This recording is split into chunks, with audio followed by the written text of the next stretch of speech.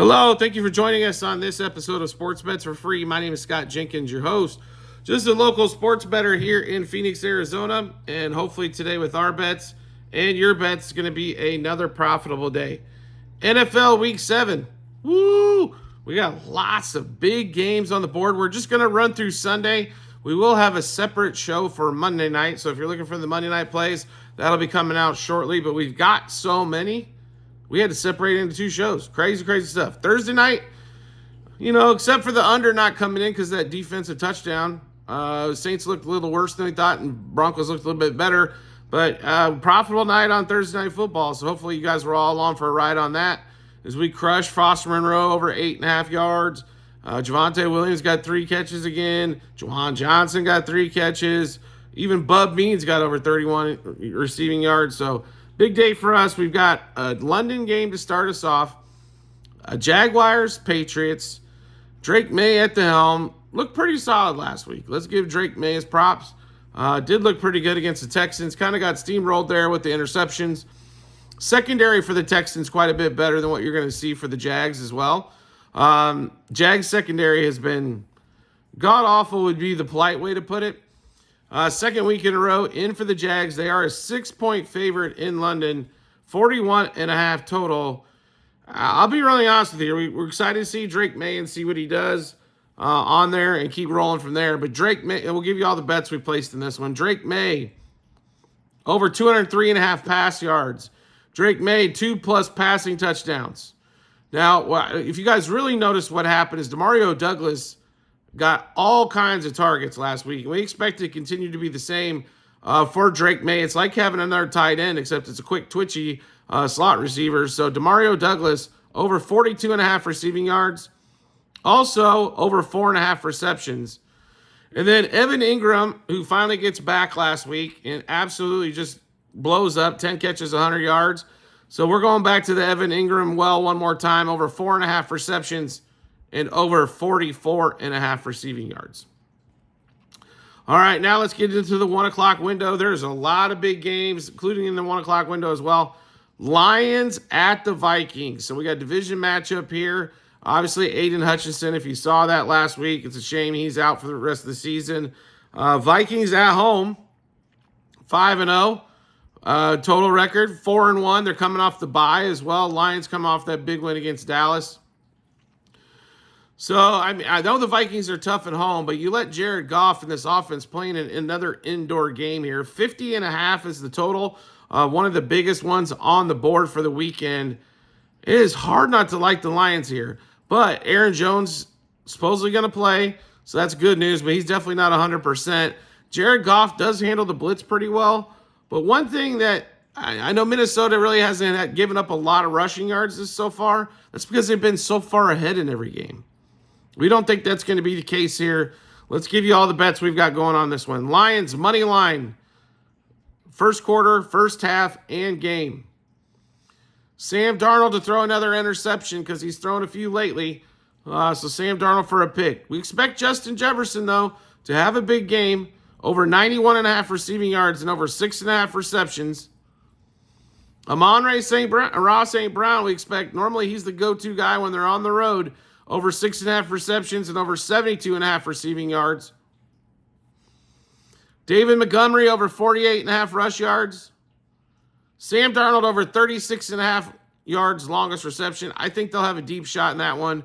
We also like Goff to have a deep shot as well, over 35.5 yards longest completion. And then Montgomery, anytime touchdown, because why not? He scores every damn week. And he's almost even money in this game. Like I said, the Vikings defense, I think, getting a lot of cred in this one, which they should. They've played really well. They've been so far ahead of everybody. Nobody's really had a chance to run the ball on them. So we think the Lions stay with or get ahead in this game, and they're able to continue to run the ball the whole game. Keep that Vikings defense off balance a little bit in that one. Next game up, Titans-Bills. Amari Cooper, welcome to the Buffalo Bills in Buffalo. Buffalo 9.5-point favorite here, 41. The way the season's kind of went, to be really honest, you'd almost want to take every 9.5-point dog. But Buffalo tends to crush the bad teams here. They've done it this year. They've done it multiple years before. I mean, when it's a bad team coming in there, they just seem to pile it on, especially at home. We're not going to play. We're not going to play the side or the total in this one, but we do like quite a few plays. So let's give you those. Will Levis, we'll start that thing off. Interception, why not? He's good for one every game, even the game where he threw like 3 throws. Amari Cooper. This was an interesting line here. I think they're gonna have some packages in for Cooper. Is he gonna play the whole game? Probably not. But they're gonna want to show off that new weapon. Over 2.5 receptions. I thought we were stealing that one. Now it was only on FanDuel when we got this here. Maybe the rest of the books got it. But we also like Cooper over 35.5 receiving yards. So 3 catches for 40 cashes both. And I think he could have that in limited time. Tony Pollard, over 15.5 yards longest rush and over 63.5 rush yards. If the Titans are going to move the ball, no Tajay Spears, it's going to have to be Pollard. And hopefully Will Levis can find a receiver somewhere in the mix. All right, next game on the board. We're still in that 1 o'clock window. Bengals, Browns. Cleveland at home getting 6. Nick Chubb is back. Welcome back to the NFL, Nick Chubb. Bengals go to town. Burrow's only like 1-4, I think, against Cleveland, or 1-5 against Cleveland in his career. And they're a 6-point road favorite for a team that can't seem to win a game, as well as the Browns can't win. The Bengals season really, that Ravens loss where they won that game a couple different times, it's probably going to come back to haunt them when we get closer to playoff time. But let's give you all the bets that we've got here between the Bengals and the Browns. So, Jamar Chase, why not? You got to play him every week. He's normally good for a big one in there as well. Over 79.5 rush yards. Nick Chubb, once again, this was out there. I don't think he's getting a full workload, but going against that Bengals defense, I like him over 37.5 rush yards, that's for sure. We expect T. Higgins to have a really good game, a lot of catches in this one, over 4.5 receptions, and over 60.5 receiving yards for T. Higgins. And then Burrow, over 22.5 completions, over 34.5 pass attempts, and over 251.5 in the air. Reason being is I don't think they're going to be able to run the ball well. So expect a lot of passing from Burrow. T. Higgins to get a chunk, Jamar Chase to get a chunk, and Nick Chubb on the ground on the other side of that one. Next game up. Texans, Packers. Between this one, Lions, Vikings, definitely a game of that 1 o'clock window. The Lions moved a little bit. Packers at home. Now they're up to a 3-point favorite. Total of 48.5. Another big total for the NFL here. Packers played really well at home last week. Texans went to New England, but the Patriots turned the ball over at an alarming clip. So they didn't really have much pressure in that game here. Packers favored by 3, like I said, 48.5. Texans, we're going to see what they're all about, right? No Nico Collins. Joe Mixon's back. I don't expect Joe Mixon to have that great of a day running the ball against the Packers. And now you got Jair Alexander's probably going to have to match up with, Stephon Diggs. And you got Tank Dell probably getting maybe double coverage out there. I kind of like the matchup all the way around here for the Packers. Texans have been a little underwhelming except for last week, but I think defense had a lot to do with that last week. But we love the Packers in this spot. Let's give you all the plays here. So Packers -0.5 in the first quarter, -1.5 for the game, 1.5 in the first half, -2.5 for the game. Jordan Love, over 248.5 pass yards. Stroud also over pass yards at 253. Stroud to throw a pick, as Green Bay has the most turnovers out of anybody in the NFL. They create more turnovers. Love, 2+ passing touchdowns, and also sprinkled some on 3+ passing touchdowns.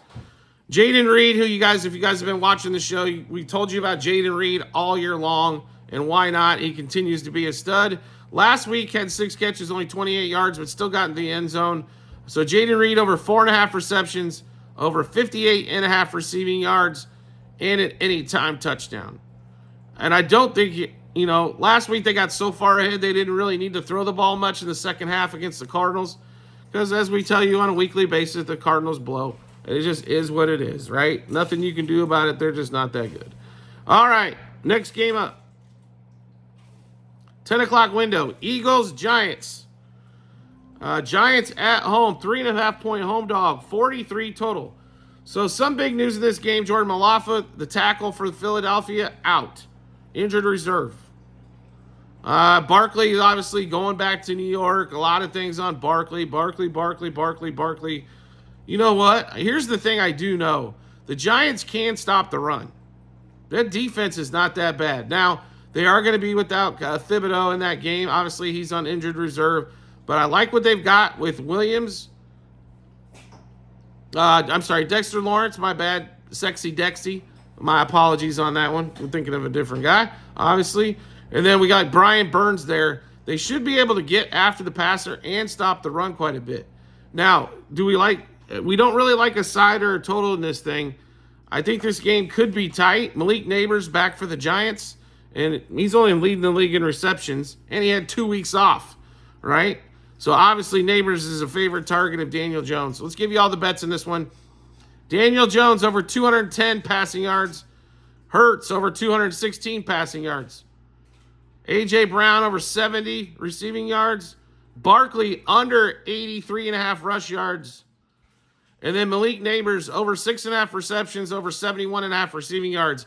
He's back in the lineup. He's going to see it. He's going to get the ball. Daniel Jones has actually played pretty decently, I will say this, so far this year. Has he put up like 300 yards and 3 touchdowns? No, but he's limited in weapons. But they've been able to keep games close and keep that defense in it. It looks like the Dayball's actually going to go for it on almost every damn fourth down as well.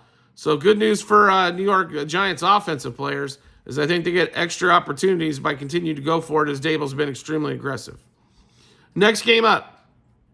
In the last game, we got 2 more games of the 1 o'clock Eastern window. Seahawks, Falcons. Falcons at home, 3-point favorite in this one. Seahawks coming into town. Let's just be honest here. The Seahawks pop out 3-0, lose 3 straight. They're 3-3. Falcons have looked a lot hotter as of late. Total in this one at 51.5. Big reason they should be able to run. They score on the Seahawks all day as that defense has taken a lot of injuries and can't seem to stop anybody. The Falcons present no pass rush. Matthew Judon was a waste of money and a pick. Has he touched the quarterback? Has he been in the same zip code as a quarterback so far this season? The Falcons can't rush the passer. It's been all on the offense.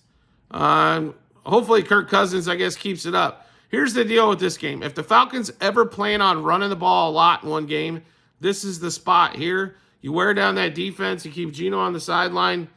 Maybe make him press and throw a few picks or something in this one as well. But give us Falcons -0.5 in the first quarter, -1.5 in the first half, -3 for the game.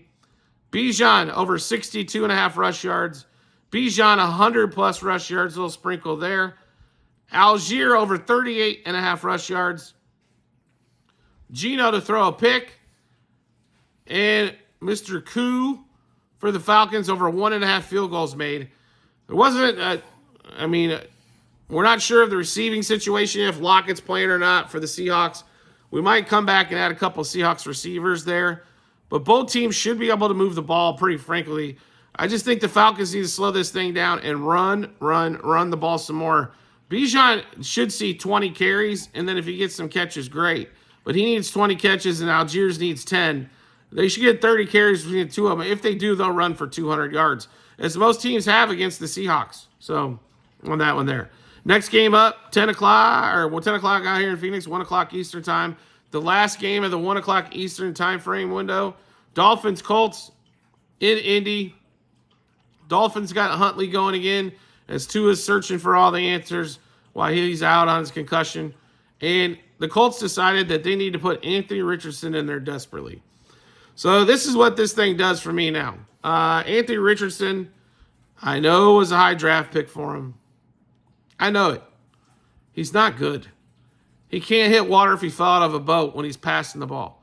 Unless he's throwing it 65 yards down the field, then all of a sudden he becomes accurate. But he can't hit under anything. A little fantasy tidbit for you guys out there. If you have Josh Downs, don't play him. Just don't play him. He's not going to see. He saw no passes with Richardson. Flacco comes in the game. All of a sudden, Flacco's hitting him 8 to 10 times a game. Richardson cannot see anybody underneath. He can only seems like a deep ball or running it. Jonathan Taylor, is he playing? We don't know. But we do like a few bets in this one, and it's going to start with the under, as both teams are going to struggle to score, and the total is 43.5. The Colts went under last week with Flacco, and the Dolphins' offense hasn't shown any life at all. They've been under ever since Tua went out. So give us Dolphins-Colts under 7.5 first quarter, 22.5 first half, and 43.5 for the game. Also, Anthony Richardson to throw a pick. It's like, buying toilet paper when you're out. Just go ahead and play it and don't worry about it. He's going to end up throwing a pick probably somewhere in that game. Next game up, we're in the 4 o'clock Eastern window. Panthers, Commanders. Everybody's favorite darling in the Washington Commanders. They have not been this big of a home favorite, though. 9.5 point favorite here. Another 51.5 on the total. Panthers are dealing with injuries and can't really stop anybody. They were hot for 1 week against the Raiders. That's been about it. The biggest story out of the Panthers camp is probably as consistent as Chuba Hubbard's been, even though they've been behind in every game. He's still running for 90-plus yards. So let's give it up for Chuba on that one. Commanders, on the other hand, have been dominant offensively, and so much so they're covering up that defense. It's a little suspect on that one. Jaden Daniels obviously playing like Rookie of the Year so far. I don't know if he's going to have to do as much in this game. I honestly think he's not going to have to they get a big lead, and they're going to run the ball down their throat in the second half, which most teams have done against them. So let's give you the plays here in this one. Bobby Wagner. I'm sorry. We'll start off with Chuba Hubbard. Over 70 rush yards. Why not? Chuba's been on fire. You got to continue to go to the well as long as he continues to cash. Bobby Wagner, 10-plus tackles and assists. This game should set up really well for Bobby. Hell, he might end up with 15 here on this one. But with them running the ball as much as they do in the Panthers, should set up perfectly for him. Terry McLaurin, over 4.5 receptions. His yardage total starting to get up in the 60s. He's going to have to catch a majority of these balls in the first half as well. I will take that one with a grain of salt a little bit because it's juicy at 4.5. And like I said, if they get up big, he's not going to really see the ball much in the second half. Jaden Daniels, under 241.5 pass yards. Reason being, he could have $180 at half, and they might not throw the ball again. Just kind of what we're thinking there. They're going to run some more.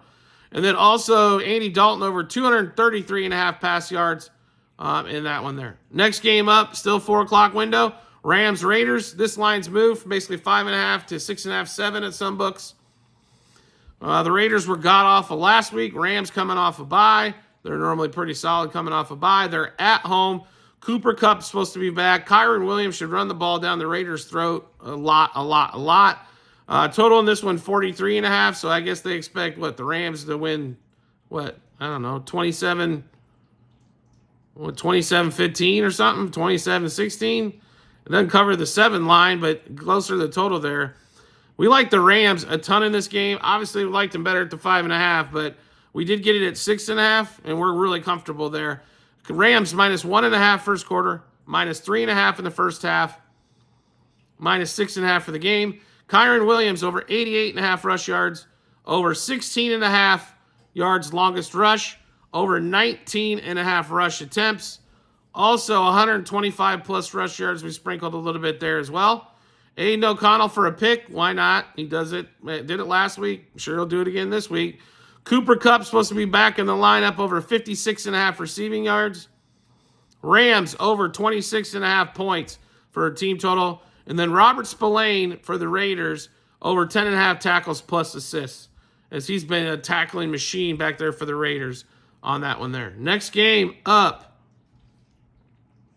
is that 4 o'clock window's only got 3 games in it. So Chiefs 49ers in San Francisco. Chiefs coming off the bye. Chiefs obviously undefeated. They have not looked great, folks. They're having troubles in the red zone. They continue to find ways to win. Mahomes has thrown a pick every game so far this season.